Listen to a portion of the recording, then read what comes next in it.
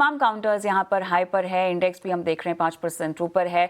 आपका पसंदीदा counter positionally भी मुझे बताइएगा, और हाँ, एंट्री लेवल्स भी बहुत इंपॉर्टेंट है बताने के। बिल्कुल कविता, देखिए यहाँ पे जैसे कि रेट सेंसिटिव की हम बात कर रहे हैं, तो ऑफ कोर्स यहाँ पे जिस तरीके से इंडेक्स अपने एक पड़ाव पे 25,000 के पड़ाव पे है, तो इनकी परफॉर्मेंस ही डिक्टेट करेगी। जैसे मैंने पहले भी बताया कि आने वाले दिनों में हम 25,200, 25,400 और शायद उससे भी हायर के लेवल्स देखेंगे कि नहीं देखेंगे। तो ये देखते हुए रेट सेंसिटिव स्पेस में से श्रीराम फाइनेंस को अगर आप देखेंगे, तो पिछले करीब 1-1.5 महीने में कुछ खास स्टॉक ने किया नहीं है, कंसोलिडेशन के टोन को पकड़ रखा था और अपने रिकॉर्ड हाइज के पास ही कंसोलिडेट कर रहा था। तो मुझे लगता है कि जो एक ट्रिगर चाहिए था नेक्स्ट मूव के लिए, वो आज इसको मिल गया है। और जिस तरीके से स्टॉक करीब 5.5% ऊपर है, मुझे लगता है कि यहाँ शुरुआत हो सकती है एक नेक्स्ट लेग अप मूव की। तो यहाँ पे आप लॉन्ग पोजीशन बना सकते हैं। 665 का एक स्टॉप लॉस रहेगा।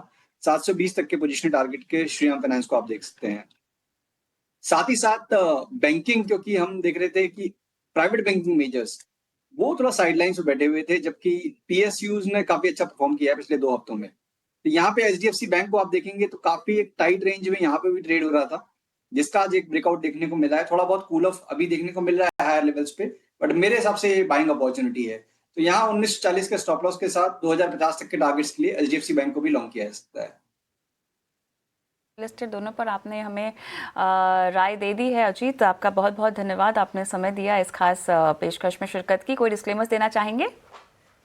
शुक्रिया कविता। देखिए, जो भी स्टॉक्स हमने डिस्कस किए हैं, पर्सनली इनमें किसी में मेरी पोजीशन नहीं है, बट हमारे क्लाइंट्स के पास हो सकती है।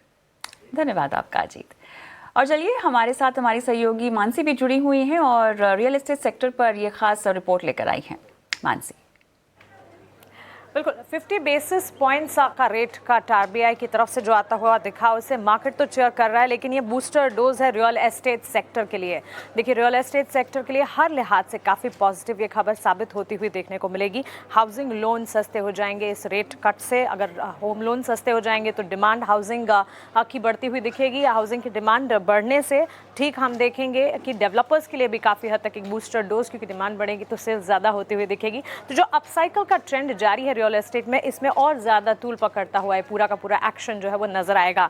हाउसिंग लोन, बैंक अब हाउसिंग लोन की ब्याज दरें घटा सकते हैं। ईएमआई में सीधे राहत मिलती हुई दिखेगी, खासकर नए होम बायर्स के लिए काफ़ी हद तक पॉजिटिव है। इसके साथ साथ मांग में तेजी की पूरी संभावना यहाँ पर आती हुई दिखेगी। मांग वैसे ही रियल एस्टेट की काफ़ी अच्छी है और अब यहाँ से भी तेजी पकड़ती हुई देखने को मिलेगी।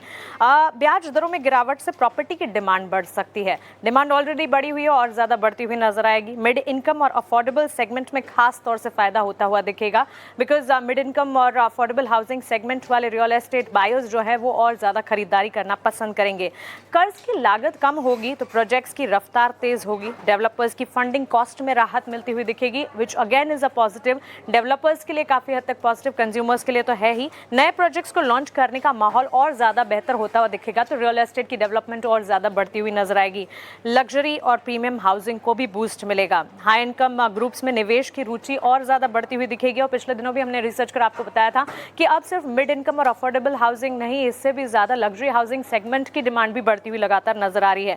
सो बड़े टिकट साइज प्रॉपर्टी की बिक्री में और ज़्यादा उछाल आने वाले दिनों में सीधे तौर पर दिखने को मिलेगा। ये सारी की सारी डिमांड डेवलपमेंट्स जो होती हुई दिखेगी, वो शेयर बाजार पर भी इफेक्ट कर ही रही है। निफ्टी रियल्टी इंडेक्स तो यहाँ पर मजबूती दिखाई रहा है, लेकिन आने वाले दिनों में भी हाई इनकम ग्रुप्स में जहां निवेश की रुचि बढ़ेगी, मिड इनकम सेगमेंट में रुचि बढ़ेगी, तो रियल एस्टेट कंपनियों के स्टॉक्स में पॉजिटिव सेंटिमेंट जो है वो डेवलप और होता हुआ नजर आएगा। एनबीएफसीज, हाउसिंग फाइनेंस और कंस्ट्रक्शन कंपनियों पर खास तौर से फोकस कीजिएगा।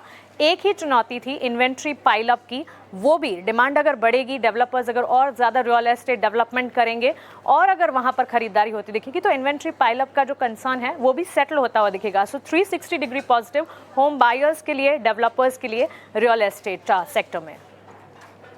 शुक्रिया मानसी। और इसी के साथ समय